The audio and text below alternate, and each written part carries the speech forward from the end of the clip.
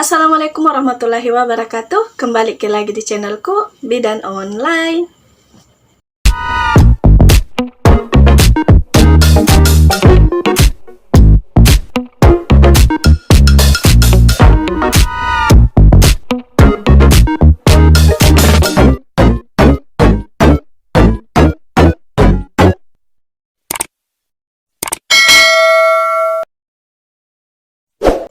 Di video kali ini, kita akan membahas tentang pentingkah obat cacing untuk anak.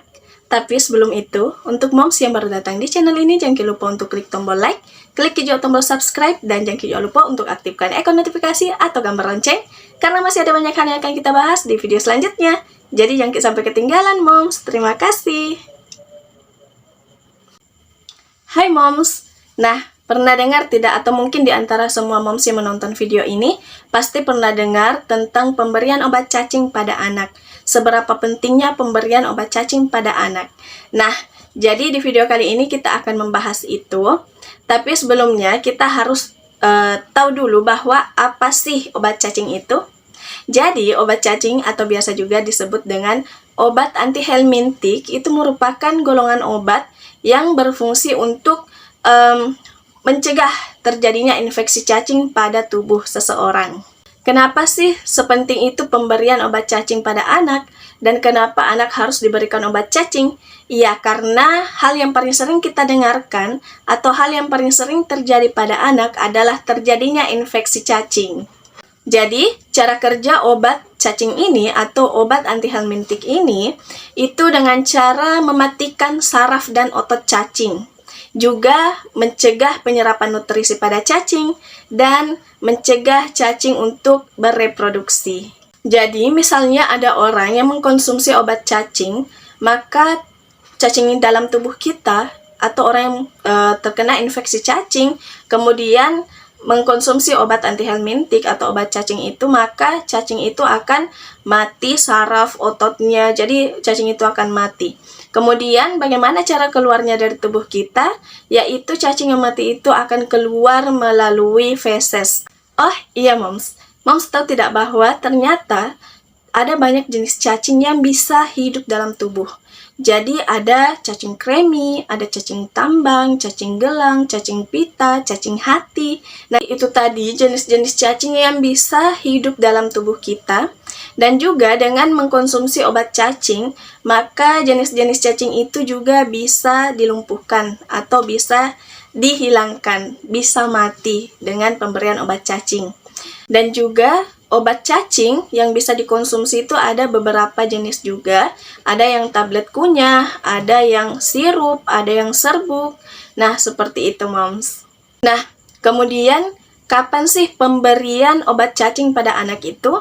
Jadi, menurut Organisasi Kesehatan Dunia atau WHO, itu menganjurkan anak diberikan obat cacing setiap 6 bulan sekali.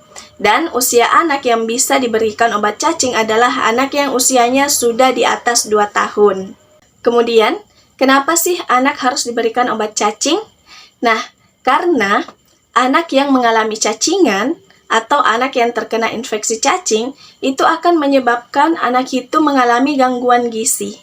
Meskipun cacingan bisa saja dialami oleh siapa saja, tapi yang paling beresiko mengalami cacingan adalah anak-anak.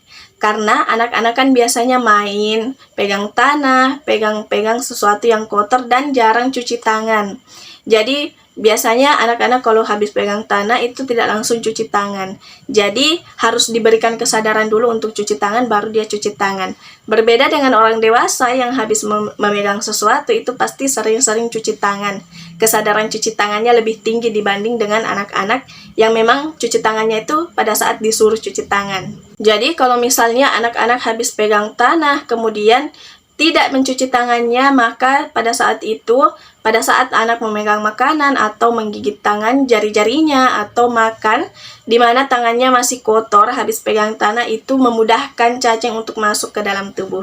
Selanjutnya, mungkin dari pembahasan ini ada moms yang kepikiran bahwa, oh iya saya harus memberikan obat cacing pada anak saya.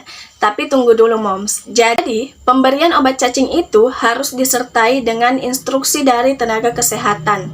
Harus sepengetahuan tenaga kesehatan. Kenapa? karena ada standar berat badan ideal untuk pemberian obat cacing. Nah, dari standar berat badannya itu akan diberikan dosis yang sesuai. Jadi, moms tidak boleh asal beli di apotek dan langsung memberikan ke anaknya, karena pemberian obat pada anak atau pada siapapun itu, pemberian obat yang harus diperhatikan juga adalah tepat dosis. Jadi kalau dosisnya asal-asal tidak sesuai ya, berarti fungsi dari obatnya itu tidak akan bekerja dengan baik. Jadi seperti itu moms. Sebelum moms ingin memberikan obat cacing kepada anaknya, moms bisa datang dulu ke bidan, ke dokter, atau ke perawat. Itu nanti dia akan timbang berat badannya, lihat dulu anaknya kondisinya seperti apa, kemudian akan diresepkan atau akan diberikan obat cacing. Seperti itu moms, jadi tidak boleh asal. Oke moms, jadi itu saja dulu yang bisa saya sampaikan di video kali ini. Jadi hal yang harus diperhatikan adalah pemberian obat cacing pada anak itu setiap 6 bulan sekali, berdasarkan dengan berat badannya karena ada standar berat badan ideal untuk pemberian obat cacing.